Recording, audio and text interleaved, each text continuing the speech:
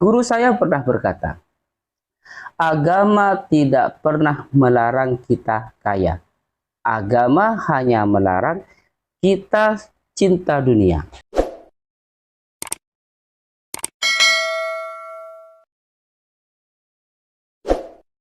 Assalamualaikum warahmatullahi wabarakatuh. Terima kasih yang sebesar-besarnya atas dukungannya, like, komen, dan subscribe. Semoga rezeki saudara dilancarkan oleh Allah Subhanahu wa Ta'ala, urusan saudara dipermudah oleh Allah Subhanahu wa Ta'ala. Pada kesempatan kali ini, kita akan membahas mengenai pengendalian diri. Yang hal ini tentu akan mengurangi hal-hal yang kurang baik dalam diri kita. Ada beberapa poin yang ingin kita bahas. Yang pertama, mengurangi pertemanan yang kurang perlu. Dalam hal ini, sebagaimana kita ketahui bahwa pengaruh teman sangat besar sekali kepada kita. Dengan cara mengurangi tersebut, maka setidaknya kita dapat menghindari pengaruh-pengaruh dari sifat yang kurang baik dan akhlak yang kurang baik. Sehingga dengan demikian, kita dapat memilah mana teman yang pantas untuk kita jadikan teman akrab dan mana teman yang tidak pantas untuk kita jadikan teman akrab. Dengan demikian, insya Allah kita akan tumbuh dalam segala hal, dalam cara berpikir kita, dalam sifat-sifat kita, dalam keseharian kita, dan seterusnya. Yang kedua, mengurangi rasa stres yang tidak perlu dan mengurangi pikiran-pikiran yang tidak perlu. Hal ini bisa kita lakukan dengan cara uzlah, yaitu meluangkan waktu untuk berpikir, untuk merenung, sehingga banyak hal yang kita dapatkan. Yang pertama, kita dapat melihat sesuatu dari akarnya. Kalau kita punya masalah, maka kita akan lihat dari akarnya. Kalau kita punya tujuan, kita bisa lihat dari akarnya. Apa manfaatnya, apa kegunaannya, apa mudaratnya, dan seterusnya. Yang kedua, kita dapat mengagungkan Allah.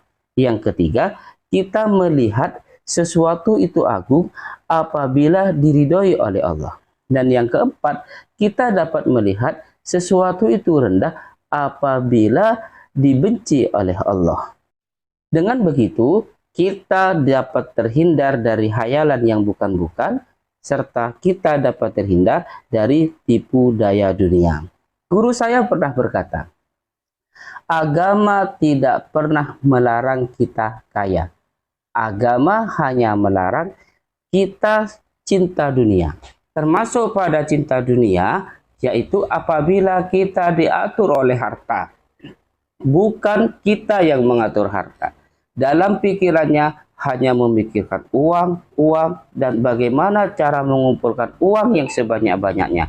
Sehingga tidak sempat untuk sholat, tidak sempat juga untuk silaturahim, dan tidak sempat untuk ngumpul keluarga. Hal yang paling menakutkan apabila sebelum menikmatinya kita sudah dipanggil terlebih dulu oleh Yang Maha Kuasa. Padahal dalam hal duniawi banyak sekali tipu daya muslihatnya. Seperti contoh, kita bertengkar gara-gara harta, rebutan warisan, itu juga gara-gara harta.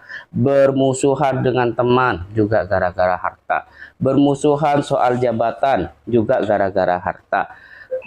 Herannya, meskipun demikian, kita masih saja mengejar jabatan. Oleh karenanya, terlalu sibuk dengan urusan duniawi itu juga tidak baik dan bikin kita stres. Yang bagus apabila kita bisa memanage dengan porsinya masing-masing. Waktu bekerja, kita bekerja dengan semangat. Waktunya ibadah, kita juga ibadah. Waktu silaturahim, kita bersilaturahim tanpa ada urusan duniawi lagi. Dan waktu ngumpul sama keluarga, kita ngumpul sama keluarga. Hal inilah yang disebut menikmati hidup. Yang ketiga, kurangi beli barang yang tidak perlu.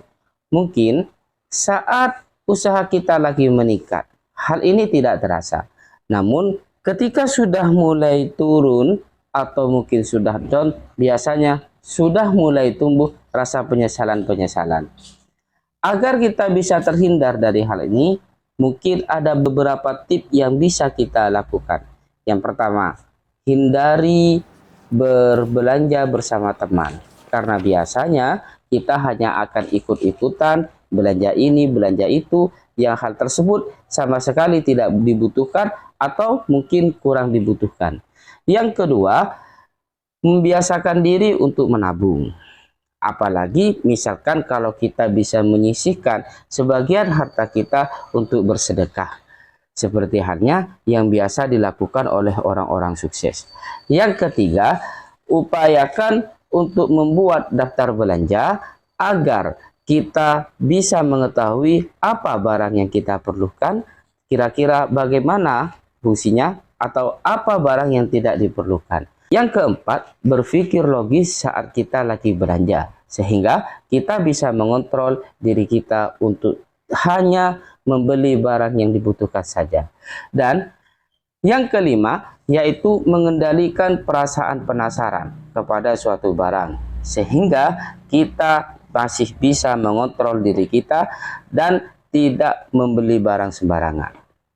Yang keempat, kurangi ambisimu. Sebagaimana yang kita bahas sebelum-sebelumnya, bahwa yang menentukan keberhasilan dan kegagalan itu hanyalah Allah. Sebesar apapun ambisi yang kita miliki, kalau tidak bersamaan dengan takdir Allah untuk keberhasilan kita, maka kita tidak akan pernah berhasil.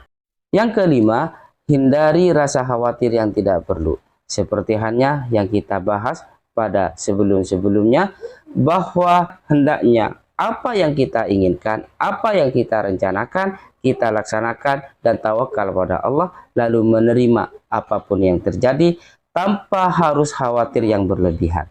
Fa iza azamta fatawakkal 'ala Allah. Yang keenam, kurangi makanan yang tidak sehat. Kadang kita otak sudah oke, rencana sudah oke, tapi karena kesehatan tidak pernah kita jaga, justru hal yang tidak kita pikirkan itulah yang menghambat pada keberhasilan kita. Makanan yang instan, makanan ini yang tidak sehat, makanan itu yang tidak sehat, di awal mungkin kita sangat menikmati, tapi tanpa kita terasa di kemudian hari, bahkan itulah yang sering menghambat keberhasilan kita. Terima kasih yang sebesar-besarnya atas dukungannya. Mudah-mudahan bermanfaat. Silakan di-share yang sebanyak-banyaknya. Wafil akhir, assalamualaikum warahmatullahi wabarakatuh. Oke.